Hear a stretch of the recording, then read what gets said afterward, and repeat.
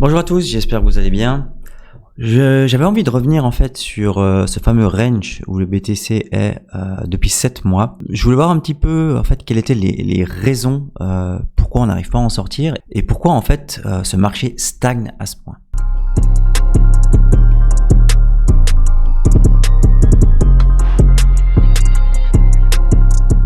Avant de continuer la vidéo, je voulais juste vous dire en fait qu'on a sorti finalement notre propre Discord.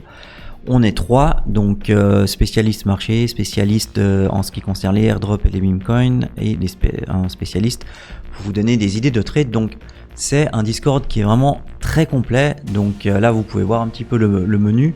Donc on a des discussions générales. Là on vous donne des news sur le marché chaque jour, même des fois 2 fois par jour. Vous avez des news sur les altcoins, on vous donne aussi tout ce qu'il faut pour vous former, on vous donne des recommandations, on vous donne aussi les breaking news. Là, on peut aussi voir qu'on vous donne des idées de trade, là on parle de trade. On a aussi des alertes de trade quand c'est urgent. On a tout ce qui est sur les airdrops ici, on en a pas mal, vous voyez. On vous donne aussi côté farming. Sur les meme coins, on vous en donne. Alors attention, parce que c'est la jungle. Donc on vous donne des meme coins, oui, mais pas n'importe lesquels. On vous donne ceux qui, entre guillemets, on sait qu'ils vont être, on va dire, marketés. Voilà, on a nos sources, on a des très très bonnes sources pour ce genre d'informations.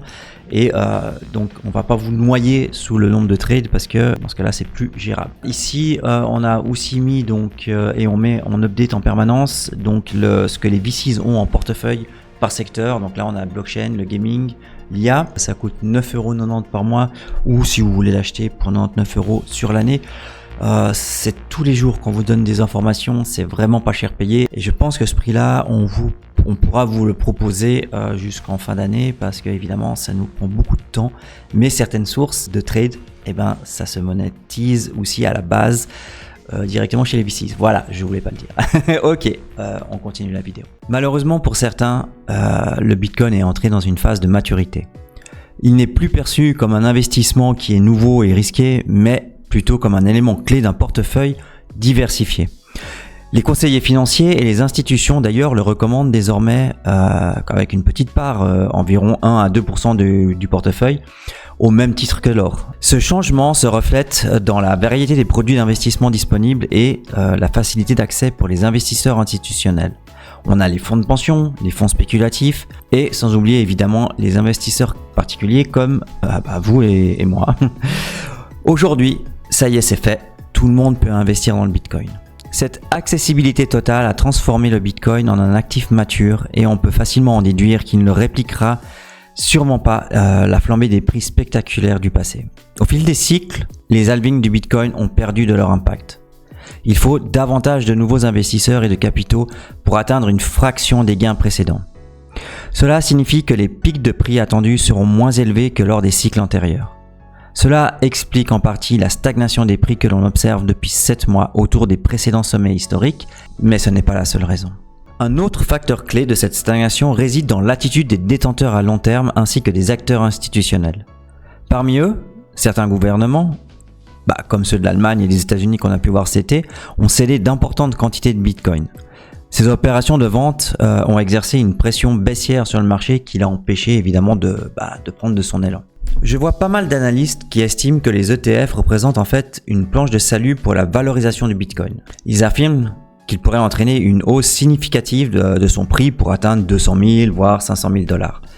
Mais la situation est bien plus complexe.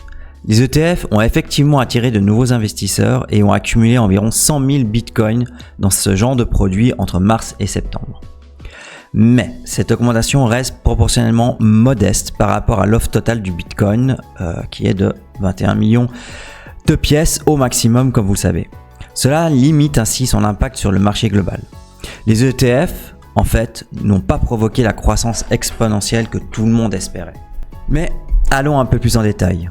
Les ETF sont sortis le 11 janvier 2024. De janvier à mars, environ 621 000 bitcoins étaient déjà détenus dans des produits en lien avec le Bitcoin comme le Grayscale Bitcoin Trust, donc le GBDC.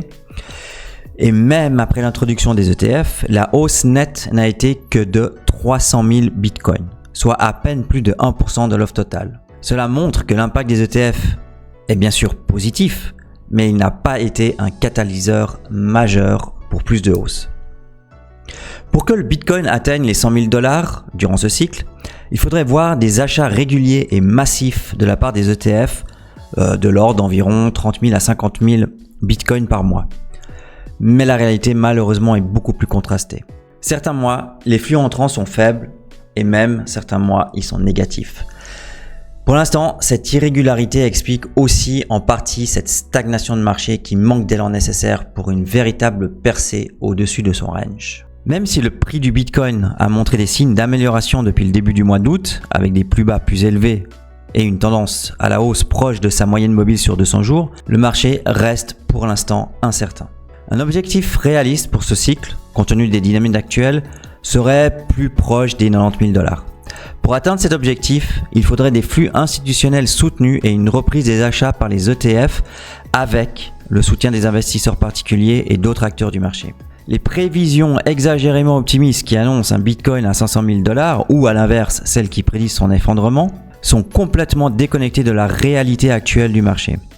Pour l'instant, le Bitcoin peine à maintenir des flux entrants réguliers pour compenser la pression des ventes institutionnelles. Voilà, j'espère que ça vous explique un petit peu pourquoi on est dans un range actuellement depuis 7 mois et que, comme tout le monde, j'ai bien envie qu'on le casse par le haut. Voilà, on se retrouve pour d'autres vidéos. À plus les amis.